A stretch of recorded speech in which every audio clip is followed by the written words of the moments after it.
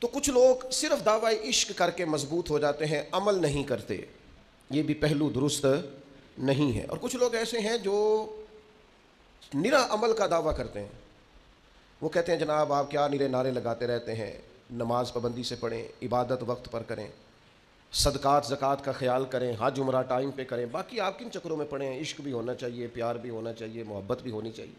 یہ دوسرا پہلو ہے، یہ بھی خطرناک ہے۔ یہ بھی خطرناک ہے کہ آپ کہیں کہ میں نے سیدھی سیدھی نماز پڑھ لی، اب تم مجھے کہو کہ میں غلامی بھی کروں۔ وہ عبداللہ بن ابی سلول سے جب کہا گیا نبی پاک علیہ السلام کی پیروی کرو، تو وہ کہنے لگا، منافق تھا، کہنے لگا تم نے ہمیں کہا کلمہ پڑھو، ہم نے پڑھا، تم نے کہا نماز پڑھو، ہم نے پڑھی، تم نے کہا زکوٰۃ دو، ہم نے دی، تم نے کہا حج فرض ہے تو ہم نے کیا، اب تم ہمیں کہتے ہو کہ محمد کی عبادت بھی کریں؟ معاذ اللہ ثم معاذ اللہ۔ اس کو اطاعت کا کہا جا رہا ہے، اور وہ معنی کیا بیان کر رہا ہے؟ وہ غالب کہنے لگے محبت کو ظالموں نے عبادت دیا قرار۔ ان سے کہا جا رہا ہے کہ اطاعت کرو، غلامی کرو، کہتے ہیں آپ ہمیں یہ کیا مشورے دے رہے ہیں؟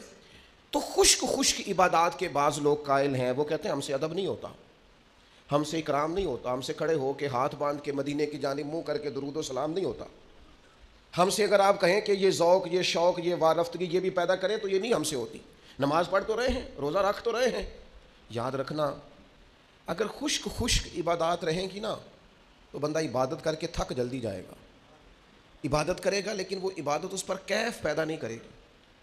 تقویٰ، پرہیزگاری وہ کرے گا صحیح، لیکن وہ اس کے لفظوں جملوں تک تو رہے گا، اس کی روح میں نہیں اترے گا۔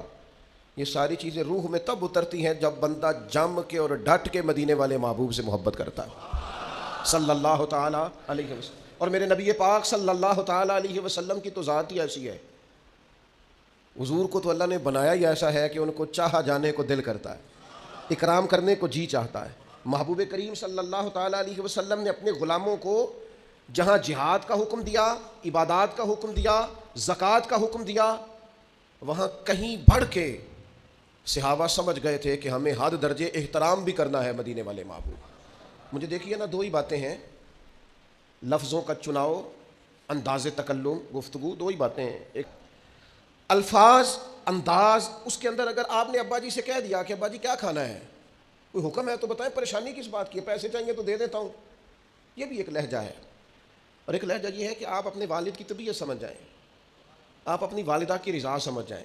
آپ دیکھیے قرآن مجید نے ایک اور تقوی کا پہلو بھی، نماز بھی بندے کو متقی بناتی ہے، روزہ بھی کا مقصود بھی تقوی ہے، حج کرنے جاؤ تو بہترین زاد راہ تقوی ہے، تمام عبادات سے تقوی کا حصول ہوتا ہے۔ ایک اور تقوی بھی قرآن نے بیان کیا، ان الذین یغضون اصواتہم عند رسول اللہ، فرمایا بے شک وہ لوگ جو اللہ کے رسول کی بارگاہ میں اپنی آوازوں کو پست رکھتے ہیں، ذرا دھیما بولتے ہیں، کریم کی بارگاہ میں ذرا سلیقے سے بولتے ہیں، ذرا آہستہ آہستہ، اے پائے نظر ہوش میں آ، یقوب نبی ہے، آنکھوں سے بھی چلنا یہاں بے ادبی ہے۔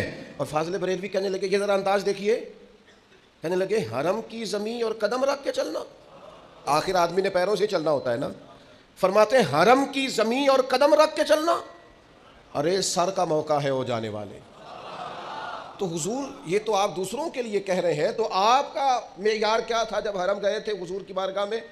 تو فرمانے لگے پیش نظر ہے وہ نو بہار، میرا تو سجدے کو دل ہے بے قرار، روکیے سر کو روکیے، یہی تو امتحان ہے۔ اور ان کے شہزادے نے بات تھوڑی اور کھول دی، حضور مفتی اعظم فرمانے لگے سنگے در جانا پر کرتا ہوں جبھی سائی، میں محبوب کی بارگاہ پہ سر جھکاتا ہوں، سنگے در جانا پر کرتا ہوں جبھی سائیں، او سجدہ نہ سمجھ ظالم میں سر دیتا ہوں نذرانہ۔